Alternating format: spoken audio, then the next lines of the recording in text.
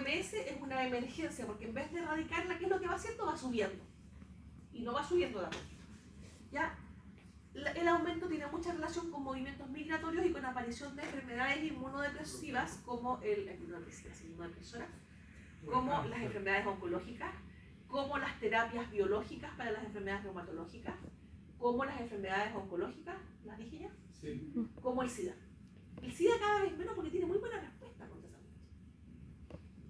Pero fue una de las grandes causas. Ya. Aquí, por favor, sean amplios de mente. Vamos viendo que este es el gráfico de incidencia del 2010 al 2014, ¿ya? Va bajando, pero vamos haciendo súper bien. Una subida de un año, seguro que una primavera no hace invierno. Eso, esa cuestión. Un diablo no hace infierno, no sé. Pero una subida de un año, seguro que fue un error de medición. No va a pasar nada. Esa es de 2013 al 2017. Y creo que la próxima es la que, sí, esta tiene 2014 a 2019, esta mezcla ya tiene una colita de la anterior. Así vamos, así de bien vamos. Y después la última tiene esa baja que, si se fijan, corresponde al año de la pandemia, porque los consultorios estaban cerrados y se dejó de hacer infección. Así que esa baja realmente no creo que corresponda a una baja en la incidencia, corresponde a una baja en la detección.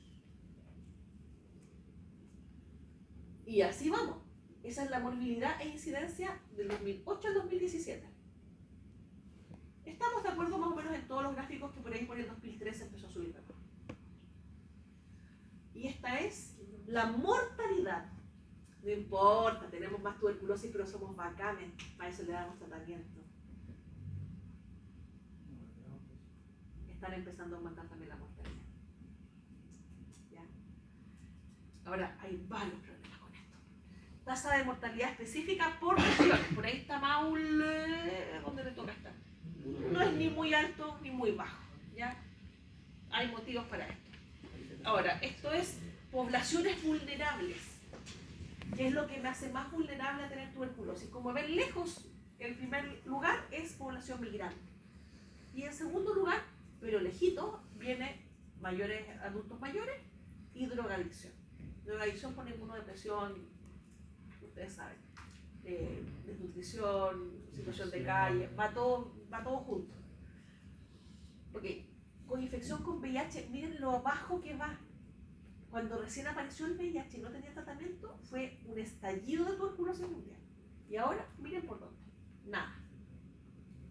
Dentro de los migrantes, tenemos, esto es cómo va subiendo el número de tuberculosis, esto es el número, la barra azul está en número, ¿ya? Cómo va subiendo la cantidad de tuberculosis en población migrante. Estos gráficos, como les decía, es un poco loca esta representación porque depende de los informes del PROCED. Y los informes del PROCED no todos los años se informan lo mismo, ¿ya? De hecho, este informe es del 2017 y desapareció cualquier mención a los migrantes porque es políticamente incorrecto. Como es una discriminación, ¿cómo vas a discriminar a los migrantes diciendo que tienen más tuberculosis? Este año apareció de nuevo, creo que esta es de este año. Sí, esta es de este año. O sea, del año 2023, que es la última que encontré. ¿Quiénes son? Lejos tenemos más chilenos que migrantes con tuberculosis. Pero si comparamos cuántos chilenos hay en Chile y cuántos extranjeros hay en Chile, los extranjeros tienen mucho más tuberculosis que los chilenos, ¿se entiende? ¿Ya? La principal es peruana y boliviana. Boliviana, ahí está. ¿Eso es más que nada por la vacuna, me imagino? Por epidemiología, porque ellos tienen mucha tuberculosis en su país. Se supone que están vacunados. Tenemos un problema con los haitianos, que ustedes ven ahí que está en el azul oscuro con 3,5, es poco. El problema con los haitianos es que ellos culturalmente no andan bien con nuestro sistema de salud. Ellos vienen de un país donde no hay salud, entonces como, ¿estás tosiendo? Ah, te vas a morir. ¿Para qué lo vamos a llevar al médico? Se va a morir, o sea. Entonces tienen poca consulta. Por lo tanto, tampoco me consta que ese 3,5 sea tan así. Mientras que el peruano y el boliviano sí que es adherente. Ellos vienen a control y dejan que estudien los contactos. ¿Ya? Y eso mismo, que tenemos más bolivianos y peruanos, influye en esto, en las regiones. Arica y Tarapacá son las que se llevan los laureles porque ahí es donde tenemos más inmigración peruana y boliviana. Y después sería, bueno, Biobío no es por eso, pero la metropolitana está dividida por servicios de salud las áreas de estación central, por ejemplo, donde hay mucha migración boliviana y peruana, tienen muchísima tuberculosis. ¿Dónde estoy? Aquí estoy. Ya, aquí estamos con qué proporción es extranjera o chilena. Aquí es del total, estamos enfocándolo desde el caso de tuberculosis hacia la nacionalidad, ¿ok? Del 100% de los casos, ¿cuántos son chilenos o cuántos son extranjeros? Ah, y esa es la evolución a través del tiempo. Mientras que esta es al revés, esta está enfocada desde la población. En azulito tenemos de todos los chilenos cuántos tienen tuberculosis y tenemos esa incidencia. Y en rojo es de todos los extranjeros cuántos tienen tuberculosis y tenemos esa incidencia. Y el gris es el promedio de ambas, y como hay muchos más chilenos que extranjeros, está más pegado hacia los chilenos siempre. Con respecto a los grupos de edad, claramente el grupo pediátrico no es el grupo más afectado. Y aquí tenemos, según grupos de edad, nuevamente el grupo pediátrico es el primero de acá, no es el más afectado, ¿ya? Porque como vamos a ver en las formas clínicas, hay algunas formas clínicas de tuberculosis que requieren que el bacilo esté activo un montón de tiempo para recién dar manifestaciones. Entonces no van a aparecer. Bueno, sí, hemos visto en pediatría. Estamos viendo en este momento. Antiguamente no veíamos tuberculosis tipo adultos en pediatría. Hombres y mujeres, según grupo etario. Evolución según grupo etario es del 2014 porque no me ha vuelto a salir el gráfico, ¿ya? En todos va aumentando. A ver, este gráfico está hacia abajo porque el gráfico muestra reducción. O sea, lo bueno sería que vaya para arriba. Tengo una reducción positiva. Si aumentó, tengo una reducción negativa, por eso el gráfico va para abajo, ¿ya? Aumenta en todos los grupos etarios, en el caso de pediatría se queda más o menos parecido en esos años. Y este es los casos de tuberculosis pediátrica por región. Maule sale con 0. No sé si es que eso fue porque el año 2022 no tuvimos ninguno, puede ser. Como les digo, yo no soy la guía del programa, pero sé que en este momento tenemos por lo menos 3 activos. Y eso es harto, de activos harto. Ya, confirmación. Principalmente por vaciloscopía, por cultivo y por PCR. Esto también va a ir cambiando. La verdad es que no me fijé, sí que tenía el gráfico nuevo este. Cada vez más se está haciendo la PCR. La PCR reemplaza el cultivo. Ya. Y el otro no es diagnóstico. Formas clínicas. Tenemos principalmente 3 grupos de formas clínicas. Las formas clínicas pulmonares, las formas clínicas extrapulmonares y las formas clínicas dissémicas. Dentro de las pulmonares, lo más habitual es el complejo primario clásico, que es el 90% de los casos. Generalmente es asintomático, ¿ya? Y se puede encontrar cuando estamos estudiando contactos de un paciente sintomático. Doctora, ¿se refiere a este 90% dentro de las pulmonares o dentro de todas? Ya. Las otras son muy poco frecuentes. Puede tener síntomas como los típicos síntomas que son como parecidos al linfoma. ¿Sí? ¿Se acuerdan? Fiebre, anorexia, sudoración, una cosa rara. Una cosa bien inespecífica. Y en la radiografía lo que se ve es la imagen en palanqueta, no tengo pulmón, pero la imagen en palanqueta es un puntito que es el ganglio, un puntito que es el foco pulmonar, un foquito chiquitito, y una línea entre los dos, que es el tracto linfático entre ambos. ¿Por dónde empieza? Entra el bacilo al pulmón, genera una mini neumonía chiquitita, se va por los linfáticos y genera un ganglio que es la respuesta a la neumonía. Eso es el complejo primario. Y prácticamente no da síntomas porque prácticamente tiene 0 pulmón comprometido. El PPD es positivo en este. ¿Quién me habló del GeneXpert? ¿Alguien me habló del GeneXpert?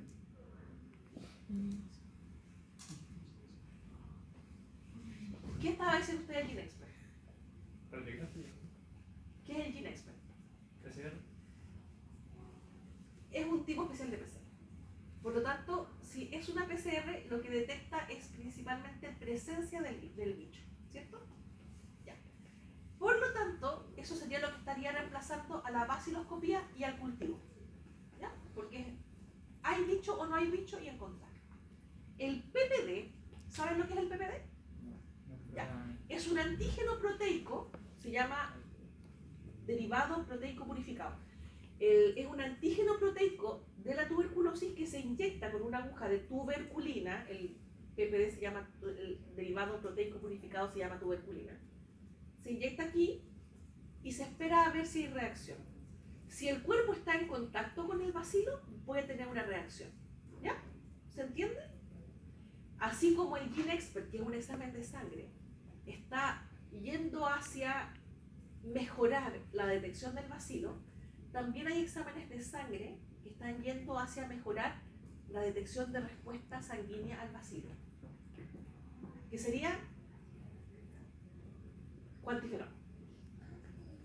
¿Ya? Yo creo que cada vez más se van a pedir estas cuestiones. Diferencia entre PPD y cuantiferol. El cuantiferol yo tomo sangre y veo si es que tengo en el fondo anticuerpos que reaccionan a la tuberculosis, para orientarme a que ese paciente ha estado en contacto con la tuberculosis, que no es lo mismo que estar enfermo. El PPD yo inyecto algo y espero que el cuerpo responda, pero yo inyecté algo, por lo tanto estoy interfiriendo en el cuerpo. Lo que quiere decir que la próxima vez que haga un PPD, el primer PPD puede actuar como vacuna y tener un efecto booster. Y la próxima vez que yo haga un PPD, puedo tener un PPD positivo, porque efectivamente el cuerpo ha estado en contacto, porque yo hice el PPD antes. Por eso se exige un mínimo de 3 meses entre un PPD y otro, para evitar el efecto booster. ¿Ya?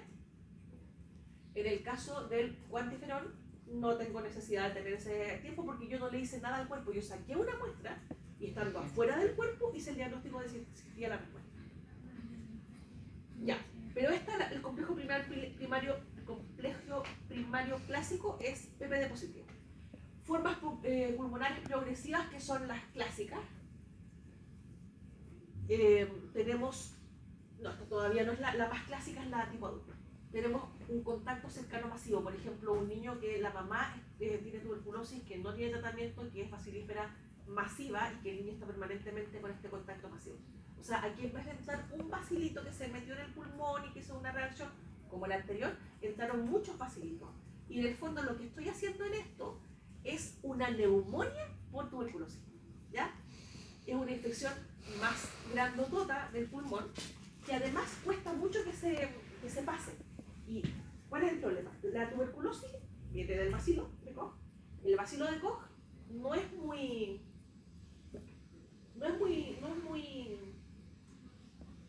portachón, y uno le pone antibiótico y desaparece. Pero desaparece por un rato porque es intracelular. Entonces yo le trato la neumonía con amoxi y se va a mejorar. Pero cuando le deje de dar la amoxi, va a empezar de nuevo. Porque la intracelular va a esperar a que no haya amoxi, va a salir. Y va a seguir. Entonces ahora le voy a dar el clarito y va a mejorar. Y después va a empezar de nuevo. Entonces por eso son neumonías que no responden persistentes. El problema es que cuando hago eso, como el bacilo es así nomás, es posible que lo inhiba lo suficiente para que no salga el cultivo. Ahí le tenemos problemas. Pero ahí podría ayudarnos el GeneXpert. Ya. En la radiografía entonces puedo tener condensaciones grandototas. Es una neumonía, que tiene sus particularidades, pero es una neumonía. ¿Ya? Este no es el más frecuente es el tipo adulto.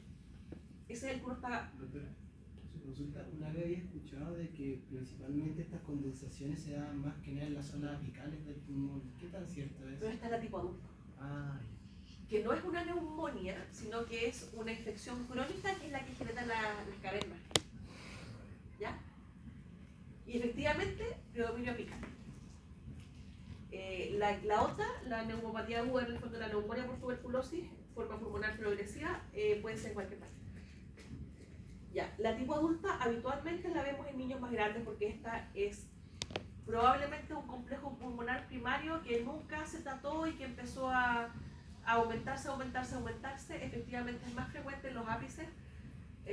Aparentemente tiene algo que ver con la presión parcial de oxígeno en los diferentes puntos del pulmón. Y esta es la que genera las cavernas, las clásicas cavernas, la buena hemoptisis, ¿ya? La tisis, la dama de las camelias, ya no sé qué más decirle. Todo eso, esa es esta, la forma adulta. No deberíamos verlo en pediatría, pero lo estamos viendo en oncología. Si lo estamos viendo en pediatría, quiere decir que estamos hasta las canchas con tuberculosis. Características, lo que les decía, tos crónica, desgarro crónico y empieza a aparecer sangrecita. ¿ya? Y antiguamente era condena a muerte prácticamente, no sé por qué, porque la verdad es que la historia de la tuberculosis no tiene 100% de letalidad para nada. Pero es así como, oh, tuberculosis, morirá. Ya. Esta es la más frecuente del complejo pulmonar primario. El complejo pulmonar primario no está abierto a vía aérea y no tiene tos habitualmente, tiene síntomas inespecíficos. Por lo tanto, al no tener tos, no está tirando bacilos hacia afuera, no debería ser contagioso. Esta es la que es contagiosa masiva, ¿ya? Porque cada vez que tose bota y bota y bota bacilo. Está buscando casa. Las extrapulmonares principalmente son la adenitis tuberculosa, que es invasión del bacilo en una adenopatía, que generalmente termina siendo una adenopatía localizada, grandotota, sin repercusión sistémica. No es bacilífera positiva porque es una adenopatía, las adenopatías no tosen, ¿ok? Y el diagnóstico es por biopsia. Otra extrapulmonar es la pleuresía serofibrinosa y se caracteriza por lo mismo que cualquier derrame pleural, ¿ah?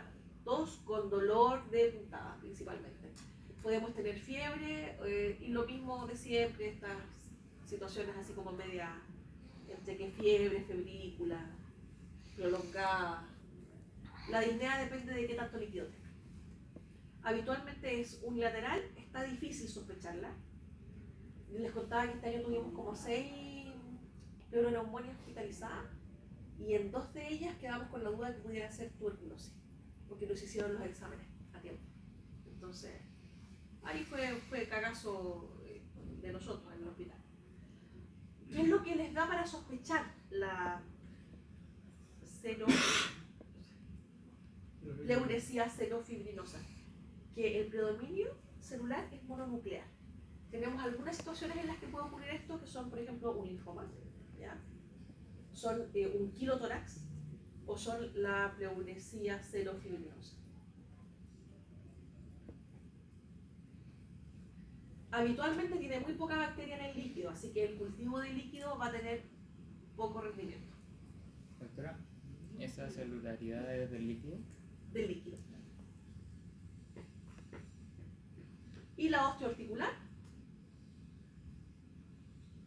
La clásica era el mal de Pott, que es una espondilitis por tuberculosis y que se caracteriza por dolor y aumento de volumen articular. Cuando yo era joven, vi muchas secuelas de tuberculosis articular y osteoarticular, pero ahora último como que no he visto, ¿eh? Así que podría, no sé, ¿ustedes han visto esta patología? ¿No han visto? Ni activas ni secuelas. Hace mucho tiempo que no veo. Y las diseminadas, que son las más malas. Las diseminadas habitualmente dependen de una falla en la respuesta inmune que no es capaz de contener el bacilo. Entonces tenemos, por ejemplo, meningitis tuberculosa, meningoencefalitis, donde el mayor problema es que compromete el polígono de Willis. Acá, ¿se acuerdan de la circulación de la base del cráneo? De donde parten las arterias para todas partes. Entonces podemos tener infarto, porque al comprometerse eso, se compromete la circulación. Y es de muy mal pronóstico. Tuvimos una hace como 4 meses, por 4 años. Y el niño está bien ahora. Y de la nada, sin antecedente de contacto, aparece con la meningitis, que era una meningitis tuberculosa. Y tenemos...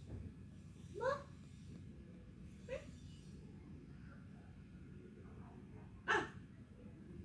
Ok, ya entendí. Es que... Ya entendí, perdón. Y tenemos la tuberculosis miliar. La tuberculosis miliar es como si ustedes tomaran una radiografía normal, agarraran un puñado de arroz y lo tiraran encima, ¿ya? Son montones de puntitos blancos. Cada uno de esos es un foquito, es muy grave. Puedo encontrar incluso, no solamente va a estar en el pulmón, yo podría abrir el abdomen y voy a tener lo mismo en peritoneo. Podría simular una carcinomatosis peritoneal. Yo le puedo hacer un fondo de ojo y puedo encontrar milium, que son estos granitos, en la retina. Puedo encontrar por cualquier parte. El asunto es que tanto en la diseminación miliar como en la meningitis tuberculosa, como yo les decía, esto habitualmente parte de una falla inmune. El cuerpo es el que falla en contenerlo. Por lo tanto, si la falla es inmune, el PPD puede ser negativo, porque el PPD es una reacción inmune, ¿ya? En el PPD yo mido que el cuerpo esté en contacto con el bicho, ¿cómo? Viendo que el cuerpo montó una respuesta. Si la base de la diseminación es que el cuerpo falla en montar una respuesta, es muy probable que la respuesta que yo estoy midiendo con el PPD sea negativa. Lo bueno es que es súper difícil no darse cuenta. O sea, cuando yo estudio los contactos, normalmente todos los contactos tienen que ser derivados. Cuando yo estudio los contactos, le tomo PPD. Si el PPD es negativo, voy a darme cuenta que tiene una tuberculosis miliar o una meningitis tuberculosa. Por lo tanto, cuando el PPD es negativo, yo puedo estar súper segura de que el paciente no tiene nada. ¿Ya? No sé si se entiende. ¿Sí? ¿No? ¿Cuál es la principal medida de control para la tuberculosis? Es la vacunación. Es una enfermedad inmunoprevenible más o menos. La verdad es que la vacunación lo que previene son las formas severas, principalmente las formas diseminadas. ¿Ya? No previene muy bien tener una tuberculosis, pero igual disminuye la infección. Se vacuna a todo recién nacido mayor de 2 kilos y, como les decía, es muy eficaz para prevenir las formas más graves, como la mayoría de las vacunas, ¿no? Y aquí tenemos una cobertura nacional de vacunación que llega al 98,7%. Gracias a Dios, esta es la vacuna que mejor cobertura tiene porque los agarran en la maternidad. El recién nacido sano, bueno, nadie se va de alta con menos de 2 kilos. Entonces, habitualmente se van de alta del hospital con la vacuna puesta. ¿Después? ¿Hay un límite de edad para poner esa vacuna? 2000 gramos. No, de edad. No, no hay límite máximo. De hecho, hay algunos países como que si tú no la tienes, te piden vacunarte Sí. aunque te caes 30. O sea, por ejemplo, en Estados Unidos no hay BCG, ¿ya? Y si un gringo se va a hacer, ponte tú, Médicos Sin Fronteras, deberían vacunar. Yo cuando yo fui y me pedían la vacuna, diciendo que la vacuna no me dejaban entrar a vacunar. ¿Para Gringolandia? Sí. Sí, porque la última vez que yo vi, pedían la PPD. Y si el PPD era positivo, hacían un enorme jaleo, porque había que demostrar que uno estaba vacunado. ¿Y quién puede demostrar que está vacunado si los comprobantes están en la maternidad? Mi mamá tenía mi agenda y entonces ahí mandé las fotos y ya Bien tomado. No, muy bien hecho. Pero no, la última vez que yo vi, no tenía idea que te exigían estar vacunado. Pero al revés, cuando tú estás no vacunado y vas a un país endémico, tienes que vacunarte. ¿Alguien dijo algo? No. Doctora, ¿y por qué? ¿Cómo puede ser que sume más de 100? Tengo idea. Es por el tema de viajes, por ejemplo, si no están en la región a la cual pertenecen, por eso puede ser, por la residencia en el fondo. Pero ¿por qué vas a viajar antes de los 2000 gramos? Pero podría ser que un adulto venga y se la coloque. Así como que una extranjera, así como Sí, que está de podría paso, ser es eso. un turista y digo, bueno, voy a poner una No, hueá alguien en que viene a Chile. trabajar. La BCG no es parte de las vacunas por turismo. Al COVID la querían hacer turista. Al principio, cuando se venían muchos extranjeros, se decía que se venía a vacunar. Ah, pero eso es turismo de vacuna, no Sí. vacuna, ya, sí, te entiendo. No es un requerimiento de vacuna para turismo. ¿Qué es lo que es un contacto? Una persona que está expuesta al contagio de un enfermo con tuberculosis pulmonar o laringio, o sea, un paciente que sea bacilífero positivo. Si el paciente no es bacilífero positivo, no sé, tuberculosis abdominal, no puede tener contacto, ¿ya? Porque es un error muy frecuente que mandan a pacientes a estudio y resulta que la abuelita tenía una adenitis tuberculosa. No tose, el ganglio no tose. La abuela puede que tosa, pero si no es bacilífera no va a contagiar a nadie, ¿ok? El contacto habitualmente se considera intradomiciliario más de 6 horas diarias, pero cuando estamos en los colegios, como los niños pueden llegar a pasar 8 horas en el colegio, preferimos estudiarlos. Por ejemplo, tuvimos un caso de una profesora que tuvo tuberculosis, estudiamos a todo el colegio, ¿ya? Mejor que su sobre que papá, ¿ya? Así que los estudiamos. Aquí tenemos, ya, esto es súper interesante, estos son dentro de los contactos, cuántos están estudiados. Y como pueden ver, hay un porcentaje que no es menor, que se escapa del estudio. Y esto es un problema. Por ejemplo, lo que yo les decía antes, estudiar contactos haitianos es difícil. Porque no le agarran el gustito a que uno, si está enfermo, se mejora. Esa es la falla que nos cuesta. Bueno, ¿cómo está hecho este gráfico? Es en número, no en porcentaje. Por lo tanto, aquí tenemos... ¿No quiere? ¿Se apagó? No, sí, Tenemos número de contactos y en azul los que están estudiados y en rojo los que no están estudiados. En 2019 tuvimos hartos sin estudio. Sorprendente que en 2020 se hayan estudiado algunos. La profilaxis, la principal de la profilaxis es la vacuna. ¿Ya? La profilaxis, ustedes saben que se divide en profilaxis primaria, secundaria y terciaria, ¿cierto? Sí. Ya, la primaria es la vacuna. Las secundarias cuando ya estamos en contacto. Esto depende, yo no les voy a pasar tratamiento porque el tratamiento va cambiando, entonces uno tiene que buscar la norma vigente. En este momento lo que la lleva el tratamiento es que están haciendo pastillas que incluyen todos los fármacos. Entonces, porque antes eran 8 de una, 6 de la otra, era la tasa de pastillas que tenían que tomarse todos los días. Entonces, que sea una pastilla, créanme que es una mejora importante. Y para los contactos, la mejora que la lleva en este momento son pastillas que tienen duración prolongada. Entonces, por ejemplo, no son todos los días, así que está bacán. Pero eso no se los voy a pasar porque eso va cambiando, ¿ok? Eso se busca en internet, es súper fácil. Lo importante es que entiendan el tema. Ya. Pacientes menores de 15 años, pacientes con terapia inmunosupresora y pacientes que no tengan evidencia de tuberculosis activa, pero que tengan contacto, son tratados. El recién nacido hijo de madre bacilífera, que no esté enfermo, pero que tenga contacto, es tratado. ¿Ya? ¿Esto es prevención secundaria? Déjame que lo piense. Sí, porque ya está en contacto con el bicho.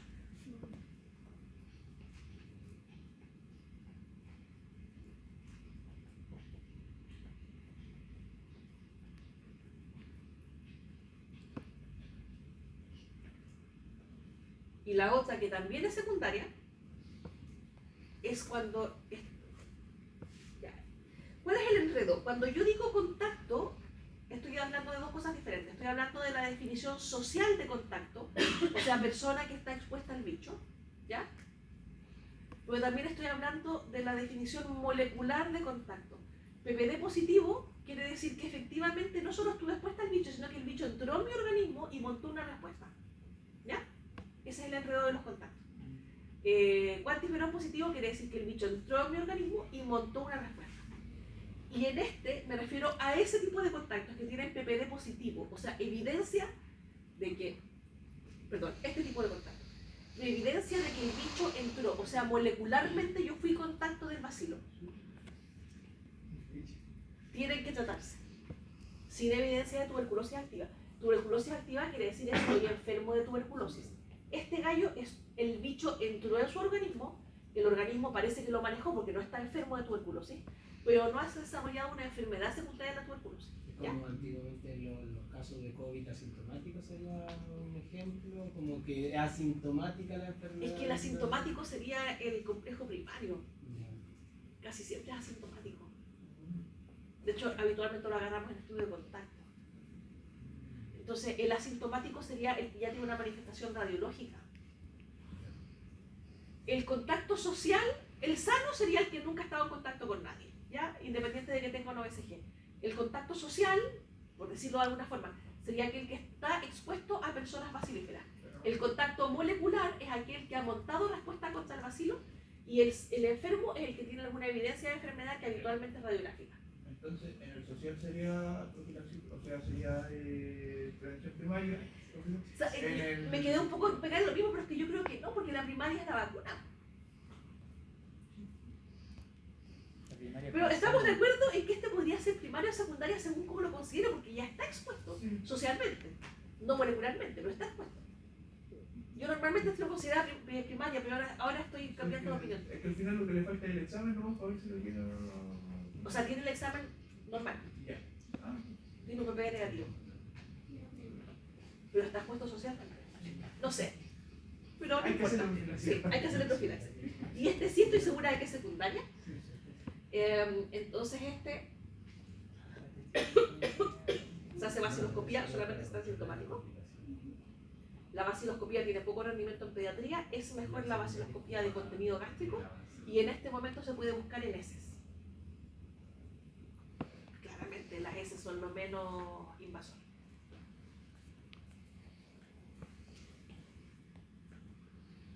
Si es, ya, esto ni siquiera lo consideren porque también cambia según las guías, pero teóricamente si es que yo tengo un PPD positivo, la profilaxis debería ser por 6 meses.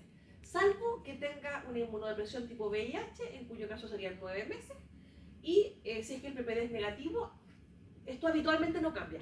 Si el PPD al principio es negativo, yo tengo que repetirlo. ¿Por qué? Porque puedo estar como en periodo de ventana, o sea que el paciente efectivamente haya estado en contacto molecular con el bacilo, pero que todavía no haya montado la respuesta. ¿Ya? Entonces generalmente se repiten los 3 meses, pero depende del año, en algunos años la suspenden, en otros años no la suspenden, así que no se lo tomen muy en serio. Todo lo que es programático, hay que ir viendo las normativas de los años. Ya, esto es súper importante. El recién nacido, hijo de madre bacilífera positiva, no tiene que ser separado de la madre, nunca, jamás, en la vida, ya, nunca. La madre tiene que usar mascarilla y quedarse con su guagua, ¿ya? Y al recién nacido hay que darle quimioprofilaxis y cuando se termine la quimioprofilaxis se vacuna con BCG. ¿Por qué no durante la quimioprofilaxis? Porque la BCG es una bacteria, o sea, una vacuna viva. Por lo tanto, yo la mataría con la quimioprofilaxis. Sería como una vacuna. El recién nacido que nace enfermo de tuberculosis, yo nunca he visto esto, pero está escrito.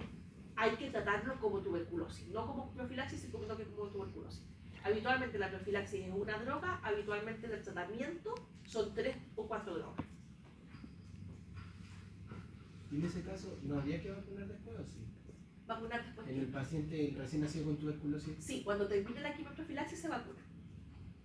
Pero, es que ya Pero hay que tratar, ¿o no? En el que ya tienes el congénito. También, Ya. sí. En los dos igual. o sea, En los dos igual se vacuna cuando termine el tratamiento. Ya sea tratamiento de verdad o tratamiento profiláctico.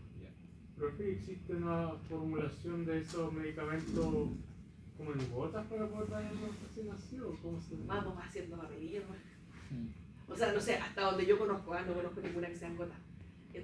Mira, no creo que existan, porque para una farmacéutica sería poco rentable. Hay tan pocos recién nacidos hijos de madre tuberculosa. Tendrían que hacer toda una formulación para un par de casos en el país al año. Pero ¿y cómo está la quimioprofilaxis y todo eso? Papelillo. ¿Papelillo? ¿No sabes lo que es papelillo? Papelillo es un comprimido de adulto que lo muelen y lo miden por microgramos. Ah. Y una vez que lo miden, lo ponen en un papelillo, por eso se llama papelillo. Y lo envuelven. Entonces tiene sobrecitos de papel que tienen cada dosis. Pero ¿y qué hacen con el papelillo? Se lo dan. Pero ahí como que se lo en la boca. Se lo disuelven en agüita, se lo dan con madera. Como que la pastilla y sacan la dosis que necesitan. Para la cándida, Algo así. la redonda, O no sea, en el pasa fondo que se sí. pone No me acuerdo. Me acordaba que la redonda había dicho, no sabía qué cosa.